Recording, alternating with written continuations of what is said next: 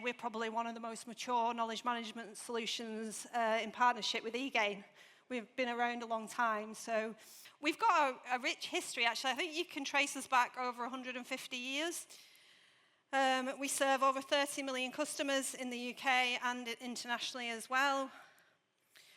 We provide digital connectivity and solutions, mainly broadband, mobile, TV.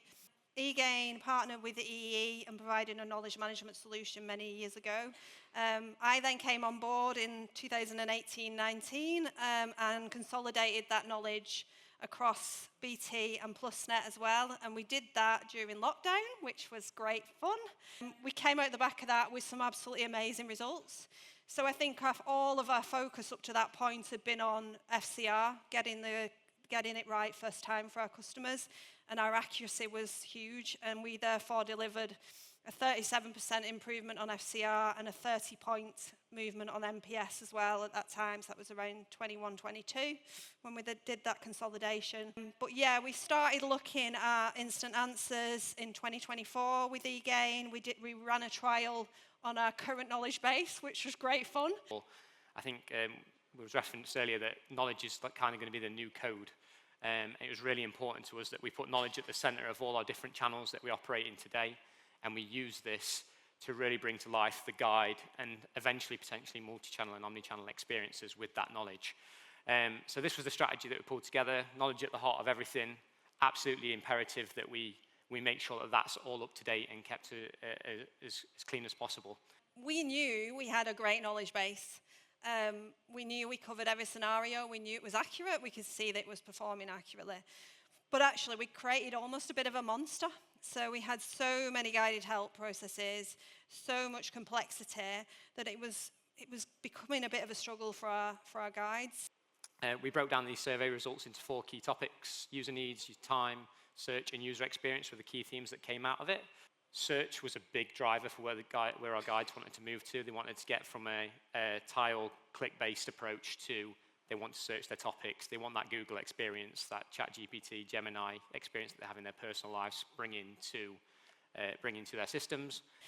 Effectively, what we wanted to do is put something in place that's long-term, that's sustainable, that can really drive AI transformation. So that was our metrics that we've set ourselves. Essentially, what we've got is 4 key changes here. So at the top, you can see our main Albert search tool. And this was, again, based on user feedback. Our guides wanted to use this search bar rather than having to go through tiles. So they could put their utterance into the top search. And what that would then do is, first thing we want to do is try and get an instant answer out of that. So as Stacey said, 70% of the time, we identified that we had content that would be able to be used in an instant answer Gen AI scenario that would hopefully give our guides that opportunity to service a question in less than 30 seconds rather than 3.5 minutes. So obviously it's really important with such a big guide community that we're giving them accurate answers. So how do we do this? We use a tool called confidence thresholds, which is built into the platform.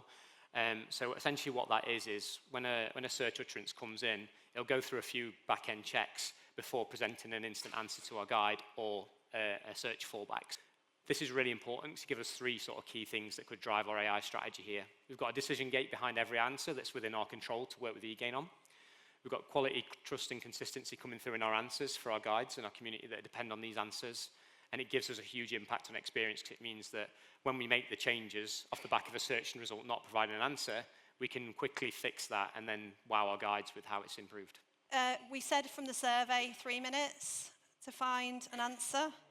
When we did a time and motion study in the pilot, 35 seconds. Significant improvement on finding knowledge. And that's finding and actually reading the knowledge as well. So significant benefit from moving to instant answers. This converted into a 12-second saving across all of our calls. Bear in mind they don't use knowledge on every call, but across all of our calls, that's 12 seconds.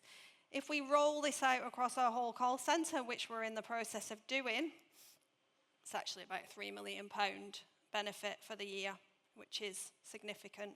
We also saw 1% uplift in our FCR, and we are consistently seeing that across each area. 3 key things that's coming up next that's on our roadmap for the year. So the first one is data-led experiences. So we're now getting in a position where we've obviously done the full content rewrite. We're getting nice answers out of instant answers. Next one, faster, smarter AI pipelines. So working with eGain, seeing how we can integrate the new pipelines to produce even more answers based on the knowledge base that already exists today. We think we've done a lot of good work on our content, and the next level of AI that comes through on those pipelines will give us more answers in a better format as well. And then the last one is conversational knowledge.